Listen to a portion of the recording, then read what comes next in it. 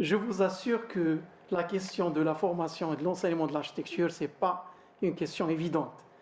À Londres, à A School, ils sont toujours en recherche, en quête d'une pédagogie de l'enseignement d'architecture. Aux Émirats, c'est la même chose. Aux États-Unis, donc même les grandes écoles, Antoine, vous vous rappelez très bien, ils ont changé le titre. Schools of Fine Arts, et maintenant ce sont tous des Schools of Design. On croit qu'on va résoudre tout avec le design. Et après, quel contenu de formation par rapport à ce design? Il s'agit des ateliers d'architecture, donc on va concevoir le projet, mais avant de concevoir le projet, il faut être conscient et il faut acquérir des connaissances.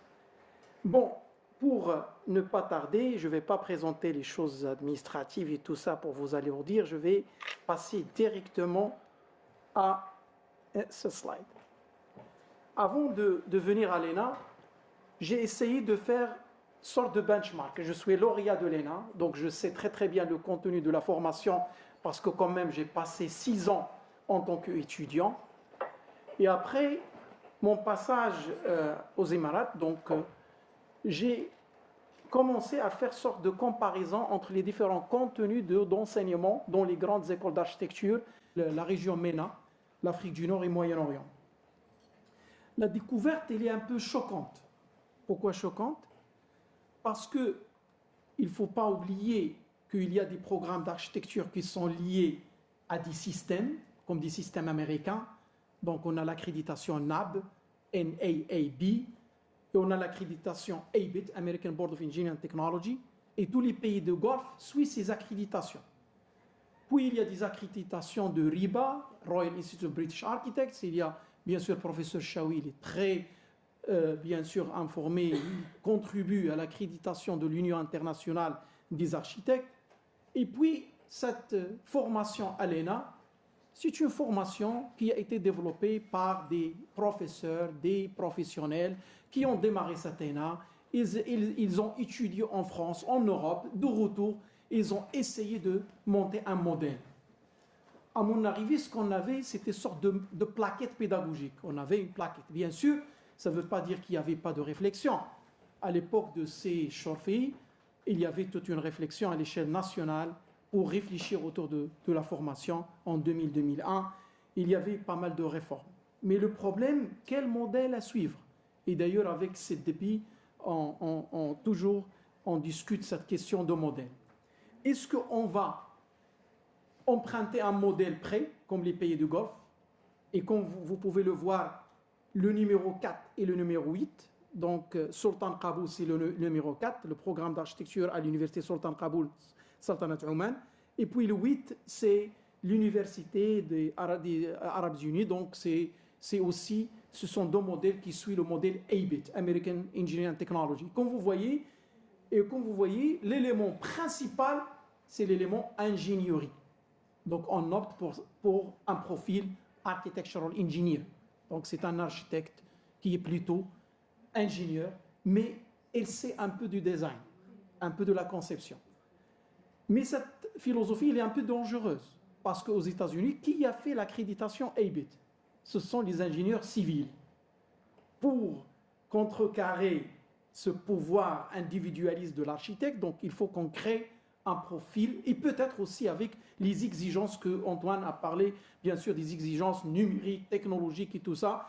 Là, les architectes, ils restent toujours des généralistes. Et puis on a, par exemple, le programme d'architecture à l'université américaine de Sharjah. Qu'est-ce que je voudrais dire par tout ça? Ça, le status quo, c'est-à-dire l'état initial où on a trouvé l'ENA. Et il ne faut pas oublier que je ne suis pas le directeur, le monsieur qui va faire tout. Il y avait un travail de réflexion qui a été fait avec tous les enseignants de l'ENA et je le remercie vraiment infiniment parce qu'on a organisé des brainstorming, des réunions, des travaux de concertation. On n'est pas toujours d'accord, mais on essaye d'avoir un compromis.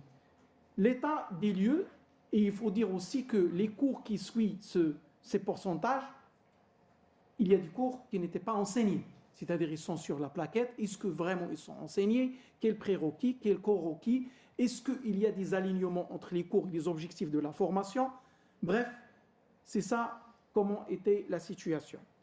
Maintenant, à travers un travail, bien sûr, de concertation avec tous les enseignants, c'était un peu difficile de définir les champs d'intervention, les champs de savoir. Il faut dire qu'il y a deux choses, Antoine. Donc, il y a les cours de design et puis les cours des différentes disciplines pour injecter un savoir ou savoir-faire. Maintenant, au niveau savoir, qu'est-ce qu'il faut dans le cadre de ces transformations, ces mutations? Qu'est-ce qu'on a besoin?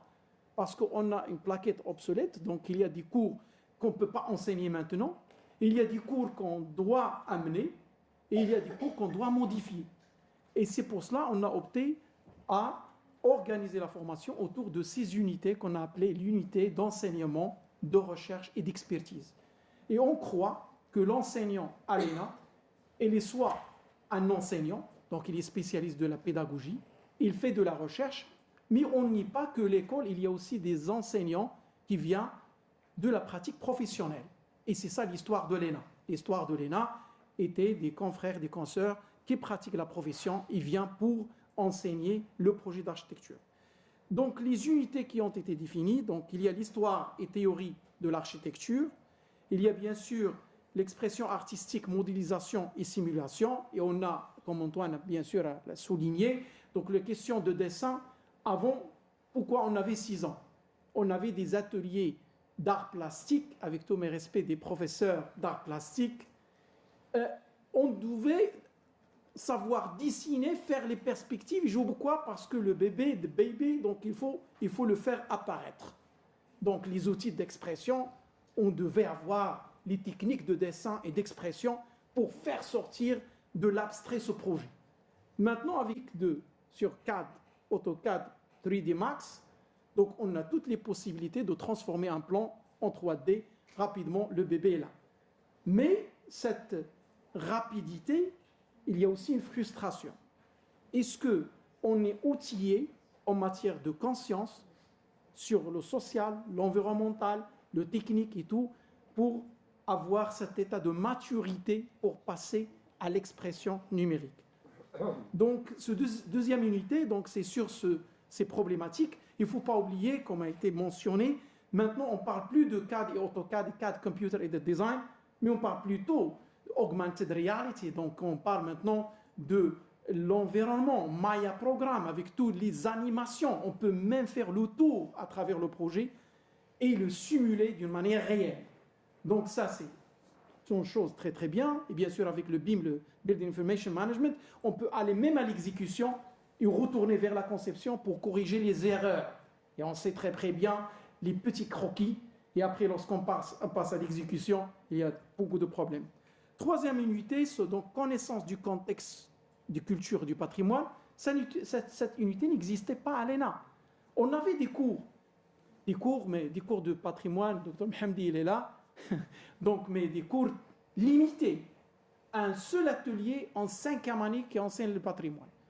Et je ne vous cache pas, Antoine, qu'aux années 87, lorsque j'étais étudiant, mon grand choc à l'ENA, c'était parce qu'on a copié le modèle européen avec l'approche moderniste et on avait une position très négative vis-à-vis du patrimoine. Maintenant, on est très content. Tout le corps professoral est intéressé à ce créneau patrimoine et ils sont conscients. Ça ne veut dire pas qu'on va copier les copoles et les copoles, pour plutôt le génie du patrimoine et comment fertiliser ce patrimoine pour l'intégrer dans la conception et surtout la dimension humaine avec ce contexte. Et puis bien sûr, troisième unité qui est très importante, ou la quatrième unité, ville, urbanisme et paysage. Il ne faut pas oublier, chère audience, que l'École nationale d'architecture était toujours influencée par ce ministère de tutelle. Parce que notre ministère de tutelle était l'urbanisme et l'aménagement de territoire. Et après, tout le monde parle urbanisme à l'ENA. Donc on est le bébé d'un ministère et automatiquement, comme en France, le bébé du ministère de la Culture. Et bien sûr, le ministère de la Culture avait un impact sur la formation de l'architecte. C'est pour cela, la plupart du temps, le profil de l'architecte à l'ENA, il était toujours un architecte urbaniste. On le veut, on ne le veut pas. D'où le danger, qui fait de l'architecture. Et qu'est-ce que c'est que l'architecture? Et d'ailleurs, le professeur Chaoui, il a beaucoup de réflexions et de théories sur la notion du projet. Et parfois, on le sent qu'il pousse toujours la réflexion vers le projet, l'épistémologie du projet, l'idéologie du projet. Et je le comprends, parce qu'il y avait toujours un danger de perdre le projet dans le cursus de l'ENA. Il ne s'agit pas d'avoir des ateliers d'architecture, mais quelle ingénierie d'enseignement de projet. Bien sûr, ce projet, entre les mutations de projet et les exigences d'un marché, et aussi la pédagogie de l'enseignement d'un projet et quelle taille de projet.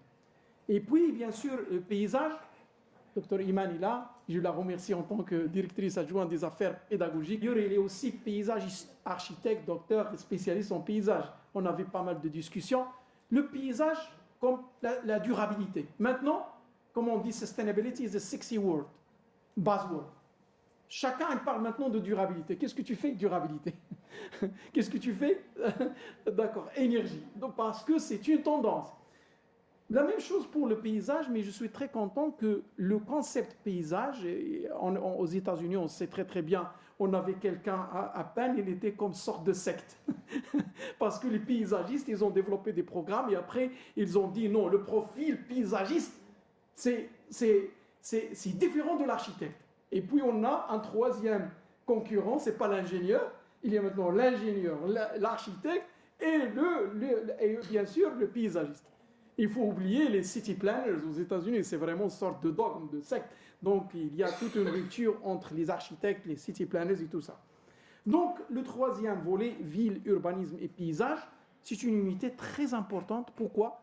Parce qu'on croit que l'urbanisme, les villes, sont urbanisme et surtout ville, parce qu'on a perdu la notion de la ville. Civitas, cette ville de création d'une civilisation, d'une culture.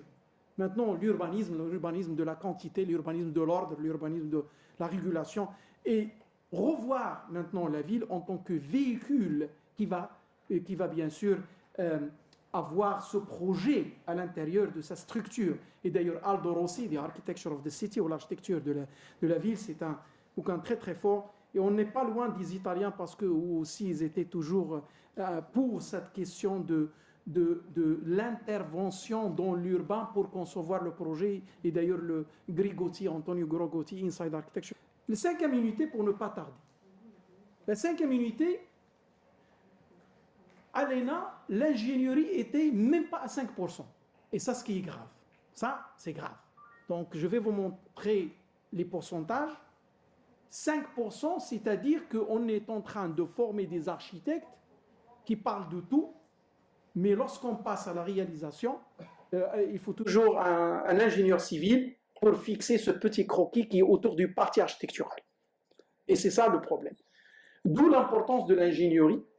Et je vais vous montrer. Et la dernière unité, bien sûr, on l'a appelée pratique et théorie du projet. Pourquoi? On croit que ce n'est pas seulement pratique du projet, mais il y a une théorie autour du projet. Et pour passer, donc, tout le corps enseignant, et je remercie les enseignants de l'ENA, parce que, au premier lieu, j'étais un peu frustré, parce que j'ai dit peut-être que les enseignants ne vont pas se diviser sur ces unités, mais plutôt, tout le corps enseignant s'est divisé sur les différentes unités. Chacun, ça dépend de sa recherche, de pratique professionnelle. Et puis, c'est ça la méthode qu'on a appliquée, de réformer à l'intérieur, donc le contenu des cours, à partir de ces champs d'expertise autour de la formation de l'architecte. Et l'épine dorsale, c'est quoi? C'est l'atelier de l'architecture. Donc, pour arriver, bien sûr, je ne vais pas tarder sur ça, sur ce graphe qui est pour moi et pour toute l'équipe très intéressant, le volume horaire par unité, et d'où le danger. Est-ce qu'on va, par exemple, booster l'élément urbanisme? Donc, on va avoir un urbaniste avec une connaissance en architecture. Est-ce qu'on peut avoir une équipe de 15 professeurs en ingénierie et puis suivre le modèle Eiget? D'accord? Et ça, on va avoir un ingénieur dosé avec de l'architecture. Ou peut-être on va avoir des sciences humaines. J'ai entendu Abdou Wahid Montasser une fois dire, voilà, l'ENA, il n'a pas beaucoup de cours sur les sciences humaines. Je dis non, il y a plusieurs cours sur cette question des sciences humaines, mais quel dosage? Donc, pour parler un peu ingénierie, Parce que lorsqu'on dit on veut ça et ça et ça, en matière de stratégie, et comme vous savez, il y a stratégie et tactique. Donc il y a stratégie et les tactiques. Le dosage, on ne peut pas dire qu'on peut avoir un modèle idéal d'une école d'architecture. Vraiment. Parce que la créativité est au centre de l'enseignement, et même les étudiants, même si on a 180, est-ce que les 180 vont avoir les mêmes capacités de conception et de créativité? Donc, il y a le contenu, le dosage du contenu, et comment ce contenu va bien sûr être fertilisé dans la conception de l'étudiant. Maintenant, les taux des différentes unités, et d'ailleurs, il ne faut pas oublier que chaque unité, il pousse, il dit voilà, mes cours sont importants, non. Donc, on est arrivé à un compromis, c'est que on a boosté l'élément conception architecturale, les normes à l'échelle internationale, avec le benchmark, on le fait en Europe et partout, c'est entre 35%, 30% et 40%. 40% du contenu de la formation d'une école d'architecture pour former un profil d'architecte, c'est entre 35 et 40%. On était à 27-28%. 27-28%, c'est moins que la norme internationale. Donc c'est pour cela qu'on a boosté à, comme vous le voyez, 35%. Pourquoi? Parce que l'atelier de l'architecture, le métier de l'architecture ne peut être transmis qu'à travers l'atelier où il y a le savoir-faire. Puis, bien sûr, comme vous le voyez, connaissance du contexte culture et patrimoine, c'est en deuxième lieu. Je suis d'accord, Antoine, pour Kenneth Frampton et tout le critical regionalisme, mais mon cher ami, mais il est de retour. Je ne sais pas. Ce n'est pas le régionalisme émotionnel, mais le régionalisme critique, et surtout avec maintenant la nouveauté de la durabilité, de l'environnement, de l'écologie. On ne peut pas concevoir un projet sans, bien sûr, l'ancrer dans son contexte. Et puis, bien sûr, comme vous voyez, l'unité 5, le bleu, à droite, c'est l'ingénierie, technologie, développement durable. Pourquoi? On peut dire que voilà, tous les cours doivent intégrer la durabilité, mais je pense que maintenant, avec les cours, et quand vous vous rappelez, les cours de construction, de structure et tout ça, ils s'arrêtent toujours au troisième année, ce qui est anormal. On ne peut pas arrêter l'ingénierie et les cours d'ingénierie parce qu'au troisième année, on arrive au projet intégré d'architecture. Initiation, conception, perception, et puis au troisième année, intégrer tout le savoir pour avoir tout le projet, et après le projet dans le contexte urbain, et cinquième année, c'est de la réflexion, de l'orientation. Mais maintenant, il y a, comme vous l'avez constaté, chers étudiants, il y a des séminaires spécialisés au niveau de la quatrième année. Et dans ces spécialisations, d'ailleurs, c'est très important, le paysage, le patrimoine, les énergies renouvelables, les énergies passives, il y a pas mal de thématiques qu'on ne peut pas donner le dos à ces thématiques. Donc, ce niveau de quatrième année, à travers des séminaires spécialisés, maintenant on a boosté cette perception pragmatique, pratique du projet du troisième année vers la cinquième année. Donc, et bien sûr, l'histoire, théorie et critique d'architecture, il y a des enseignants qui ont dit pourquoi pas dans le contexte, mais je crois History, Theory and Criticism, donc la question, ce n'est pas l'histoire, s'il vous plaît, parce qu'on a un problème de perception de l'enseignement de l'histoire. L'histoire, ce n'est pas enseigner l'histoire chronologique, mais plutôt enseigner l'histoire de la théorie et de la critique. Comment déduire des leçons de l'histoire pour développer des concepts en matière de l'évolution des structures, des systèmes de structures, les modalités d'occupation des espaces et les configurations culturelles d'espace. On ne peut pas avoir ça si on n'a pas un recul historique. Et bien sûr, comment avoir aussi des cours sur l'histoire de l'architecture marocaine. Comme vous le savez, il n'y avait pas de cours sur l'histoire de l'architecture contemporaine au Maroc. Au moment où le Maroc, c'était un grand laboratoire d'expérimentation d'architecture contemporaine et même moderne. Bon, bref, maintenant, donc je vais résumer. Une chose qu'on doit admettre, on ne peut pas avoir une sorte de basket, donc de panier, avec que des cours. Ça n'existe pas partout dans le monde. C'est pour cela cette question d'alignement des différents cours et leur contenu par rapport aux objectifs de chaque unité, et chaque unité, ses objectifs doivent être alignés avec les objectifs ou les résultats attendus de toute la formation, avec tout le corps professoral. On a arrivé, ce n'est pas de la Bible, mais on a arrivé à déterminer quelques compétences acquises en face de cursus. Donc, avec tout le corps enseignant, on a 5 compétences, et chère audience, chers confrères dans la pratique professionnelle, chers professeurs, si vous avez des remarques, on aimerait bien avoir ces remarques, parce qu'on croyait qu'il y a 5 points qui sont très importants dans cette formation. Premier point, maîtriser la conception, le design et les techniques du projet d'architecture et d'urbanisme. 2. Acquérir un savoir avancé en matière de sciences humaines, technologie et ingénierie de construction, en parallèle avec les ateliers d'architecture et d'urbanisme. Maîtriser les techniques de communication et de l'exercice multidisciplinaire. Le 4e point, avoir conscience de la responsabilité éthique et professionnelle nécessaire pour exercer le métier d'architecte. 5e point, être apte à poursuivre la formation professionnelle et académique continue et supérieure. Et ça, le 5e point, c'est le lien avec l'école doctorale et le master. Donc, Sidbi, il a déjà souligné le point. Est-ce qu'on est vers le profil qui va exercer le métier ou le profil qui va faire de la recherche de l'enseignement? Et je vous assure que l'ENA maintenant, elle est sur ce volet-là. Ce travail de réforme, que j'ai dit seulement un petit résumé, bien sûr s'inscrit dans le contexte national et international. Il y a bien sûr le Nouveau Maroc.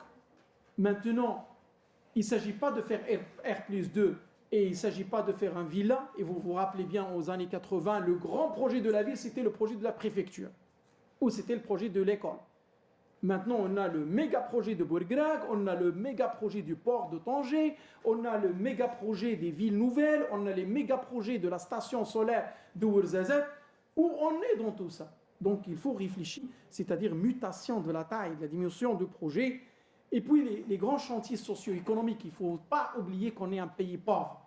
Le facteur humain dans la conception architecturale, pour nous au Maroc, c'est un élément important.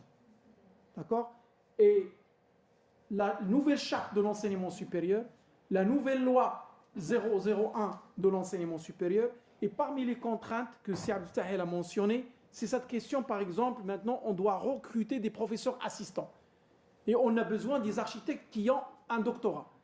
Et je vous assure, ce n'est pas seulement le problème de l'ENA. Il y a le problème de Mohammedia, le problème de Hassania, parce qu'on était des écoles de formation des cadres, et avec un diplôme d'architecte, vous pouvez enseigner. Maintenant, vous ne pouvez pas enseigner. Oui, vous pouvez enseigner si vous êtes un architecte qui a exercé pour 15 ans.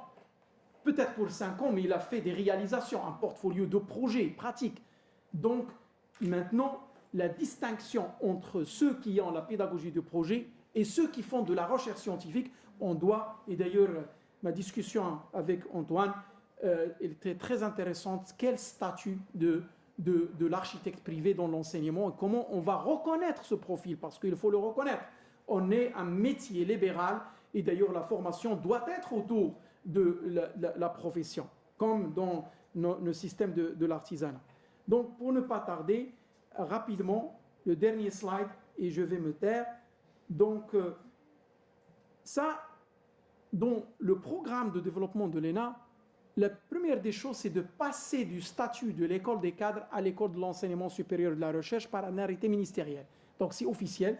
C'est pour ça qu'on a opté pour le lancement du premier école doctorale d'architecture au Maroc. On est fiers, elle est accréditée par l'enseignement supérieur. Et s'il vous plaît, pour informer tout le monde, on ne forme pas des docteurs pour un luxe, pour qu'on soit nommé des docteurs. C'est une exigence maintenant à l'échelle internationale. Premier doctorat d'architecture aux États-Unis, c'était en 1875 à l'université de Princeton. Premier doctorat d'architecture en France, c'était en 2008-2007. Et on est très en retard, même au Maroc. Il y avait un doctorat qui a été fait avec cher professeur avec l'université Mohamed VI. Il a été abrité dans le département de géographie. Et on a des consoeurs qui ont eu leur doctorat et c'est une fierté.